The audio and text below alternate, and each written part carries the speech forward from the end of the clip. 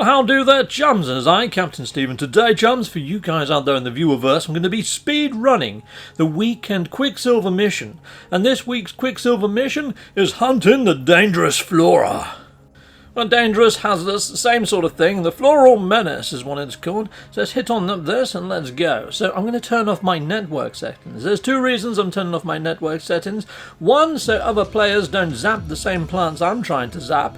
And two, when you're doing it in solo mode, I find that you get given a slightly lower count of hazardous flora. So I usually get in between 10 and 14 hazardous floras to go and exterminate in solo mode, but I have seen it go up a little higher than that inside of a group mission. So here we go. I'm using my sweep scanner here, chums. So the sweep scanner has been out for a little while, and yes, it locks you in the right direction. So here I'm using it to actually find a grave position and marker. So the mission starts once you actually pick up the grave markers. Here we go, let's hit on up this, and hopefully it's going to give me a nice low number. Go on, please be a 10. That'd be freaking awesome. Let's see what we get.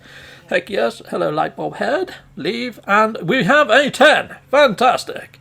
Now you can use these Hunt Hazardous Flora missions to get yourself the glyphs super duper quick in other game modes. I'm running this in creative mode right now, chums, because when you actually kill all the hazardous flora and you claim your Quicksilver, you can spend it in creative and then go and claim the things that you bought in creative across all your other saves now. So all my speedrunning videos, I would suggest using creative mode. Because, yes, you're not going to take any damage, sentinels are pretty much going to ignore you, and zapping these plants, you can get nice and close to them without, worrying about your hazard protection or anything. So what I would say as well, chums, is don't use your terrain manipulator at the base of them, because when they explode, you don't actually get counted as a kill. And also using your geology cannon or your plasma launchers or grenades sometimes also doesn't count as a kill, so maybe don't use those. I use my animus beam because I've done the actual living ship mission. Another thing is you can also kill the cave dwelling hazardous flora, the ones that pump up and have toxic sort of steam that comes out of them. Now to find those, when you actually dig a tunnel underneath the ground, or you're underneath the ground, you should see subterranean relics or humming sacks or albion pearls appearing on your map.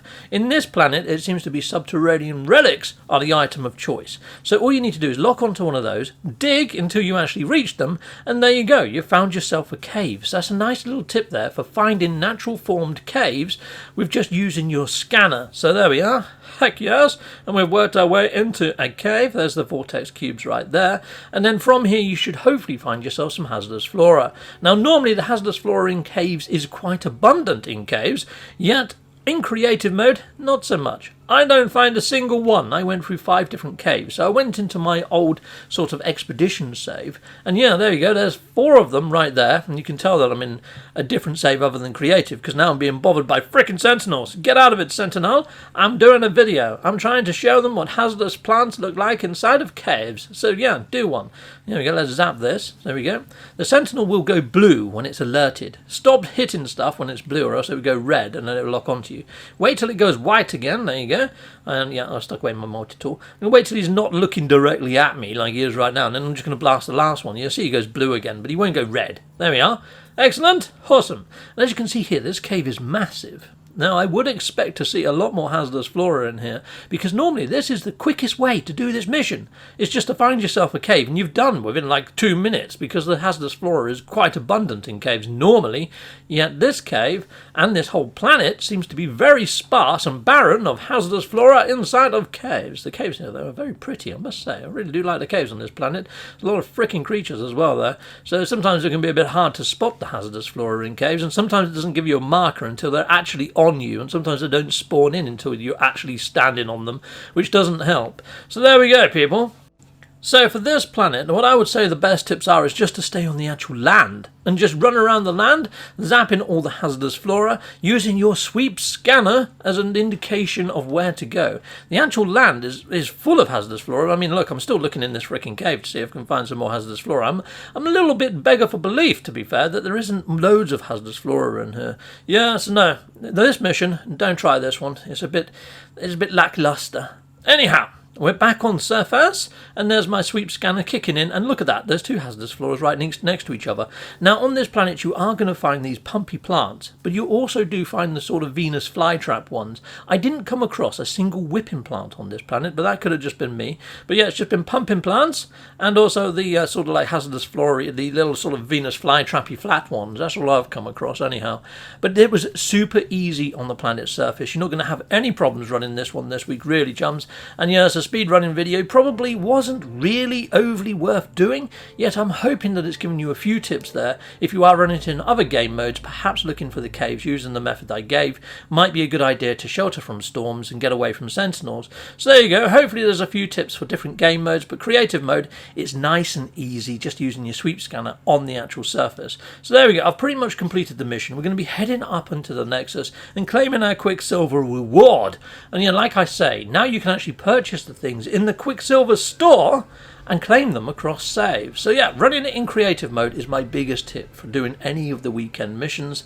Just keep doing it in creative mode, saving up your Quicksilver, buy it in creative mode, and then you can you can unlock it in other game modes. And if you're a little bit short, I guess you can still do it in the other save modes.